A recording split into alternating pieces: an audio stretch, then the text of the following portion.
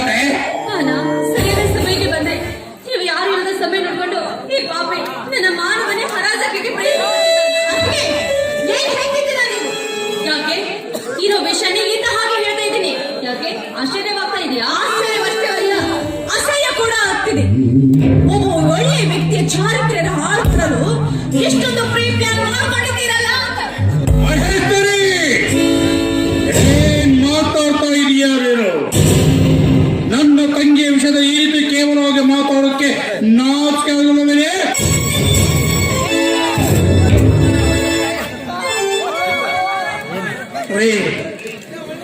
ನಿಮ್ಮ ತಂಗಿಯ ಅನುವಾದ ಕೊಟ್ಟಿದ್ದು ನನ್ನ ಮೇಲೆ, ಅವ್ರ ಮೇಲೆ ಯಾಕೆ ಗೊತ್ತಿಲ್ಲ? ಲೋಫರ್ ನನ್ನ ಮಗನೇ, ತಪ್ಪು ಮಾಡಿದ ಸಾಲದೆ ನಮಗೆ ಎದುರು ಮಾತಾಡ್ತಾ ಇದೀಯೇನೋ?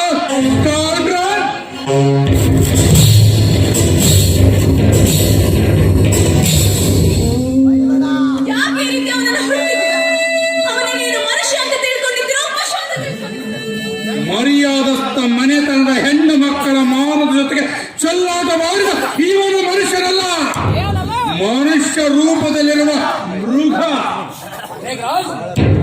ಏನಿದು ಗಲಾಟೆ?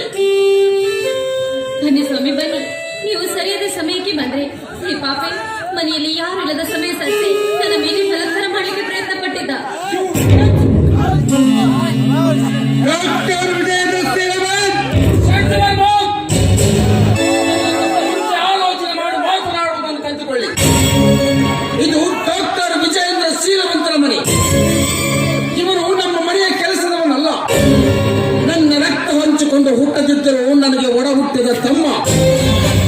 ಇವನು ಎಂದಿದ್ದರೂ ಚೊಕ್ಕ ಬಂಗಾರಂತ ನಾನು ಕೈ ಎತ್ತಿ ಹೇಳ್ತೇನೆ. ಇವನು ಬಂಗಾರನಿರಬಹುದು, ಆದರೆ ಇವನ ಹೃದಯದಲ್ಲಿ ತುಂಬಿಕೊಂಡಿರುವುದು ಅಮೃತವಲ್ಲ,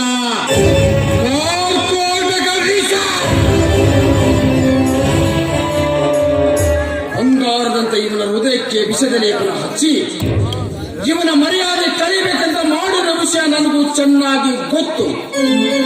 ಮಿಸ್ಟರ್ ಬಡ್ಲೆ, ವಿಷ ಇರೋದು ಹಾವಿನ ಹಲ್ಲಿನಲ್ಲೇ ಹೊರತು ಹಸಿವಿನಂತಿರುವ ಇವನ ಹೃದಯದಲ್ಲಿ ಅಲ್ಲ.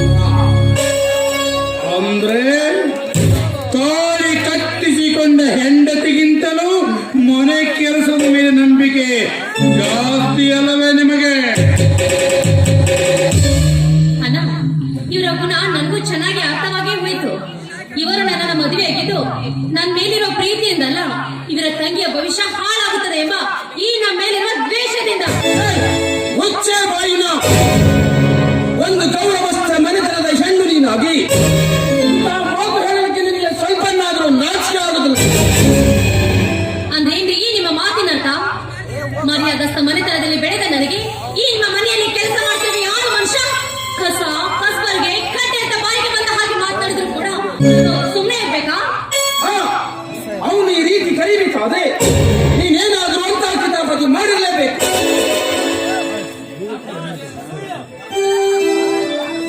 ಡಾಕ್ಟರ್ ವಿಜಯೇಂದ್ರ ಸೇಲವನ್, ಸುತ್ತ 10 ಹಳ್ಳಿಗಳಿಗೆ ತಪ್ಪು ಮಾಡಿದವರಿಗೆ ಶಿಕ್ಷೆ ಕೊಟ್ಟು ಅವರನ್ನು ಶಿಕ್ಷೆ ಕೊಡುವ ನ್ಯಾಯಸ್ಥಾನದಲ್ಲಿರುವ ನೀವು ಅಪರಾಧಿಗೆ ಶಿಕ್ಷೆ ವಿಧಿಸುವುದನ್ನು ಬಿಟ್ಟು ಪ್ರತಿಯೊಂದು ವಿಷಯದಲ್ಲಿ ನನ್ನ ತಂಗಿಯನ್ನು ಅಲೆಯಬಹುದು.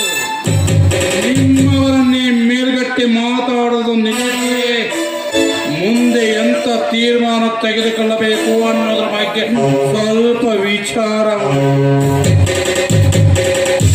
ಸಾಕ್ಷಿ ಆಧಾರ ಒಂದು ಸರಿಯಾಗಿಲ್ಲದೆ ಈ ನಿಮ್ಮ ತಂಗಿಯ ಮಾತನ್ನೇ ಸತ್ಯ ಅಂತ ನೆಪ್ಪಿ. ಅಂದ್ರೆ ನಿಮ್ಮ ಅಭಿಪ್ರಾಯ ಇವನು ತಪ್ಪು ಮಾಡಿದ್ದೆ ಅಂತ ನಿಜವೇ? ಇದು ಅಭಿಪ್ರಾಯ ಅಲ್ಲ, ಇದು ನಮ್ಮ ನಿರ್ಧಾರ. ಇಲ್ಲ, ಇದೆಂದಿಗೂ ನಾನು ಒಪ್ಪಿಕೊಳ್ಳಲು ಸಾಧ್ಯವಿಲ್ಲ. ನಿಮ್ಮ ಒಪ್ಪಿಗಾಗಿ ಕಾಯುತ್ತ ಕುಳಿತುಕೊಳ್ಳಲು ನಾವೇನು ಕುರಿಮರಿಗಳಲ್ಲ. ಡಾಕ್ಟರ್ ವಿಜಯೇಂದ್ರ ಸೇಲವನ್, ನೀವು ಕುಳಿತುಕೊಂಡಿರುವ ನ್ಯಾಯಪೀಠದ ಮರ್ಯಾದೆ ಎತ್ತಿಸ್ತೀರೋ ಇಲ್ಲ ಆ ಪೀಠದ ಮರ್ಯಾದೆ ನಿಮ್ಮ ಕೈಯಾರ ಬೀದಿಗೆ ತಂದು ನಿಲ್ಲಿಸ್ತೀರೋ? ಏನು ತಪ್ಪು ಮಾಡದ ಇವನನ್ನು ನಿರಪರಾಧಿ ಅಂತ ಶಿಕ್ಷೆ ಕೊಟ್ಟು ನ್ಯಾಯಪೀಠಕ್ಕೆ ಅವಮಾನ ಮಾಡಲಿಕ್ಕೆ ನಾನು ತಯಾರಿಲ್ಲ.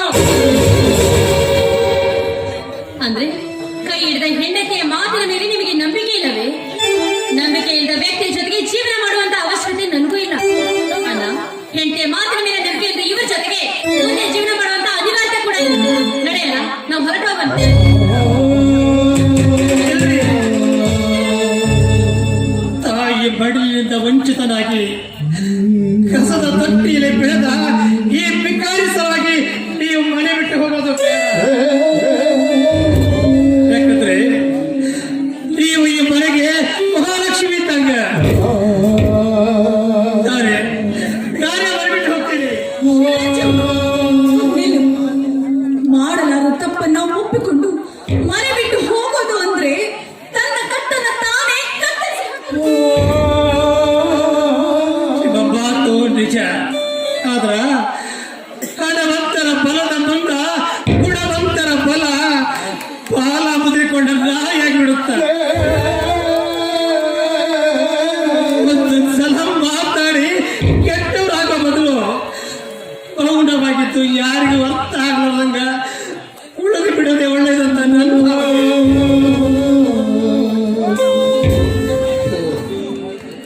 ನಿನ್ನ ಮಾತು ಸೋಲೊಪ್ಪಿಕೊಂಡಂಗಾಗುತ್ತ ಶಿವನಂಜು. ಶಿವಜು ಸತ್ಯವನ್ನು ಹೇಳಿ ಮನಕ್ಕೆ ನೋವು ಕೊಡು, ಆದ್ರೆ ಸುಳ್ಳು ಹೇಳಿ ಈ ರೀತಿ ಹಿಂಸೆಕೊಡ್ಬೇಡ. ನಿಮ್ಮ ಮಾತು ನಿಜದಲ್ಲಿ. ಆದರೆ ಇಂಥ ಸಂದಿಗ್ಧ ಪರಿಸ್ಥಿತಿಯಲ್ಲಿ ಈ ರೀತಿ ಆತ್ಮವಂಚನೆ ಮಾಡಿಕೊಂಡು ಬದುಕುವುದಕ್ಕಿಂತಲೂ ಗೌರವದಿಂದ ಸೋಲುವುದೇ ಉತ್ತಮ ಅಂತ ನನ್ನ ಭಾವನೆ. ಕಣ್ಣೀರು ಒರೆಸುವ ಕರುಣಾಮಯಿ ಕೈಗಳಿವೆ. ನೀನು ಮತ್ತಷ್ಟು ಕಣ್ಣೀರು ಸುರಿಸಲಿಕ್ಕೆ ಕಾರಣವಾಗಬಾರದು. ತಾವು ಜೀವಿಸುವುದಕ್ಕಾಗಿ ಮತ್ತೊಬ್ಬರ ಬದುಕನ್ನು ಬಲಿಯಾಗಿಸುವ ಈ ವಾತಾವರಣದಲ್ಲಿ ನೀನಿರೋದು ಬೇಡ. ಹೊರಗೆ ಹೋಗಿ. ಏನ್ ಹೇಳ್ತಿದ್ಯಣ್ಣ ನೀನು? ಚಿಕ್ಕ ವಯಸ್ಸಿನಿಂದ ಶಿವನಂಜನ ಗುಣ ಎಂತದ್ದು ಅಂತ ನಿನಗೆ ಚೆನ್ನಾಗಿ ಗೊತ್ತು, ಆದ್ರೆ ನೀನಿದ್ರೆ ಆ ನಿರ್ಧಾರವನ್ನು ತೆಗೆದುಕೊಂಡಿದ್ಯಾ? ಗೊತ್ತು, ಚೆನ್ನಾಗಿ ಗೊತ್ತು. ಆದರೆ ಸಮಯ, ಸಂದರ್ಭ, ಪರಿಸ್ಥಿತಿ ಇದನ್ನೆಲ್ಲ ಅರ್ಥ ಮಾಡಿಕೊಂಡು ನಾವು ತೀರ್ಮಾನಕ್ಕೆ ಬಂದಿದ್ದೀವಿ. ಆದರೆ ಒಂದಂತೂ ನಿಜ, ಯಾರು ಇವನನ್ನು ಕಾಡುಗಳಂತ ಹೀಯಾಳಿಸಿ ಬಿಸಾಕಿದವರಿಗೆ ಶಿಲ್ಪಿ ಒಬ್ಬನ ಕೈಯಲ್ಲಿ ಸಿಕ್ಕು ಇದು ದೇವರ ಮೂರ್ತಿಯಾಗಿ ಪರಿವರ್ತನೆಗೊಂಡರೆ ತಿರಸ್ಕರಿಸಿದವರೇ ಪುರಸ್ಕರಿಸಿ ಈ ಮೂರ್ತಿಗೆ ದೇವರು ಅಂತ ಕೈ ಮುಗೋ ಪ್ರಸಂಗ ಖಂಡಿತ ಬಂದೇ.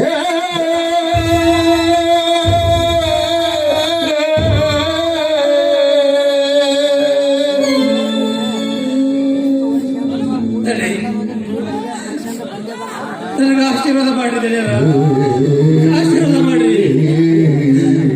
ನಾನು ಎಲ್ಲೇ ಇದ್ರು ಈ ಜೀವ ಮಾತ್ರ ನಿಮಗಾಗಿ ಮೀಸಲಾಗಿರುತ್ತಂತ ನಿಮ್ಮ ಪಾದ ಮುಟ್ಟಿ ಹೇಳ್ತೇನೆ ಅಪ್ಪ. ನಿಮ್ಮ ಪಾದ ಮುಟ್ಟಿ ಹೇಳ್ತೇನೆ. ಬಾಲಗುರಿಯದು ಆಡದಾಯಿದು ಅಂಧಕಾರವು ಕೈದು ಬಡತನದ ಬೆಂಗಾಡಿನಲ್ಲಿ ಕಷ್ಟರೋಗಳು ಸಾಲು ಸಾಲು ಹಣವು ಹಿಡಿ ಗುಣವು ಇರದು ಗುಣವು ಇದೆ ಹಣವು ಇರದು ಹಣವು ಇದೆ ಗುಣವು ಇರದು ಗುಣವು ಇದೆ ಹಣವು ಇರದು